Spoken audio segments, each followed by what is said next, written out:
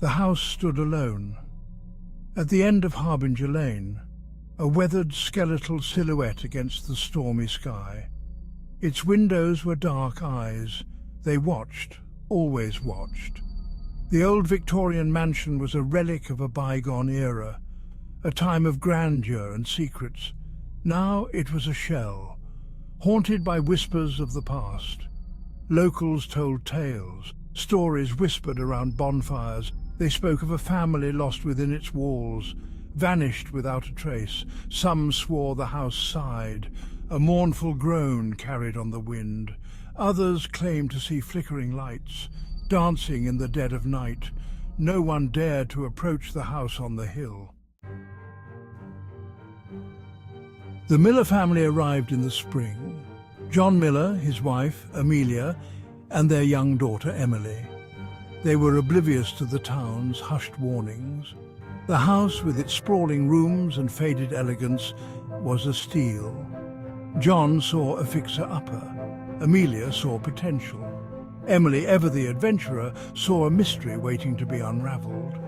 The moving truck rumbled up the long driveway. Sunlight glinted off the dusty windows. A lone crow cawed from a nearby tree. A harbinger, perhaps. But the Millers, brimming with the optimism of a fresh start, didn't notice. They stepped inside, unaware that they had crossed a threshold into a nightmare. The first few weeks were uneventful. The house creaked, settling into its age, or so they thought.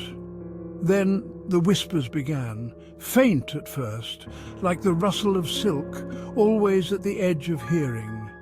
Amelia would pause mid-sentence, a chill crawling down her spine. "Did you hear that?" she'd ask. John would shake his head, a dismissive smile. "Just the wind, honey." But the whispers persisted, growing louder. They seemed to emanate from the walls themselves, whispering names, their names. The laughter started next, high-pitched and chilling, echoing through the empty halls. It always seemed to come from the old nursery, a room untouched, filled with dusty toys and forgotten lullabies. Emily was drawn to the attic, a dusty, forgotten space under the eaves. Sunlight pierced through the grimy windows, illuminating cobwebs and forgotten treasures. There, tucked in a corner, shrouded in a moth-eaten sheet, was a mirror. Its ornate silver frame was tarnished, the glass cloudy with age. Emily reached out, her fingers tracing its cold surface. As she pulled the sheet away, a cold gust of wind swept through the attic, extinguished the single flickering light bulb. Emily gasped. Her reflection in the mirror remained, but it wasn't her own. A pair of glowing eyes stared back, a mischievous grin stretched across the spectral face. Emily stumbled back, fear gripping her heart.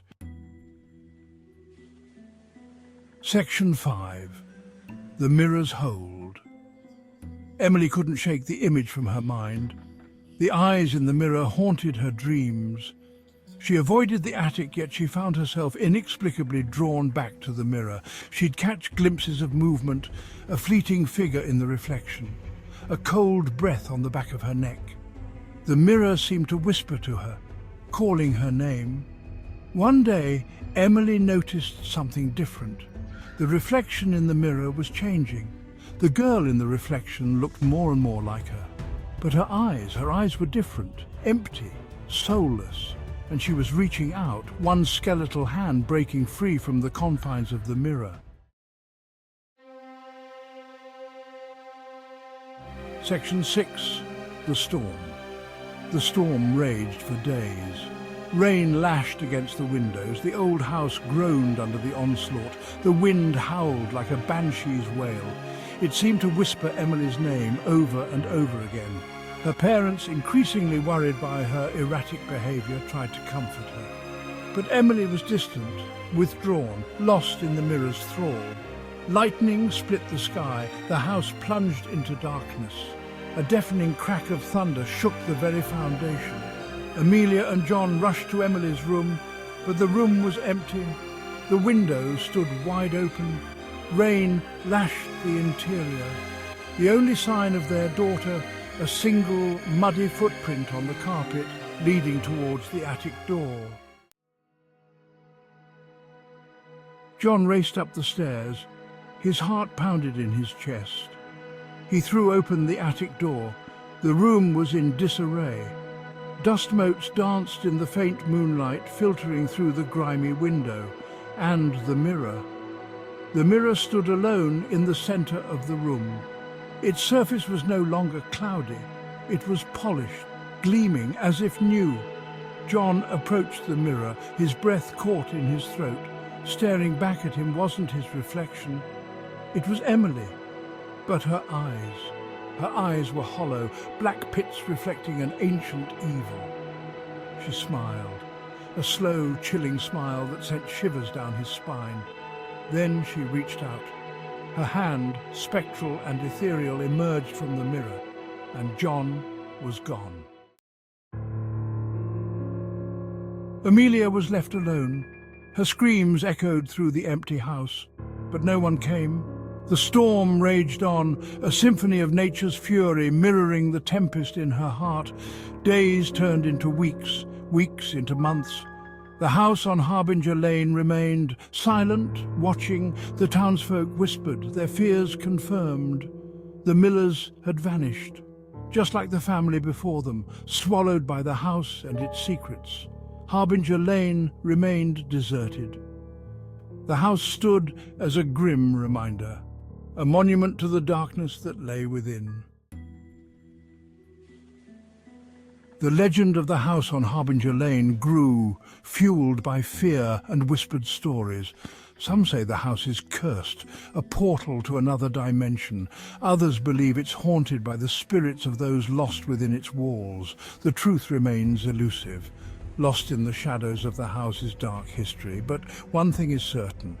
The house on Harbinger Lane is not what it seems. It is a place of shadows and whispers, where reality bends and the mirror reflects more than just your image. It reflects your deepest fears, your darkest desires.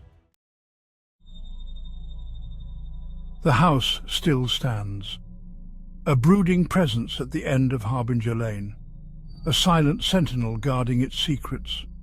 The wind whispers through the broken windows, carrying with it the echoes of laughter and screams. The scent of rain and decay lingers in the air, a chilling reminder of the family lost within its walls. The attic remains untouched. The mirror hangs on the wall. Its surface reflects nothing but darkness, except for a single word etched into the tarnished silver frame. Forever, it whispers. A promise or a threat? The house on Harbinger Lane is waiting, watching. Will you be the next to answer its call?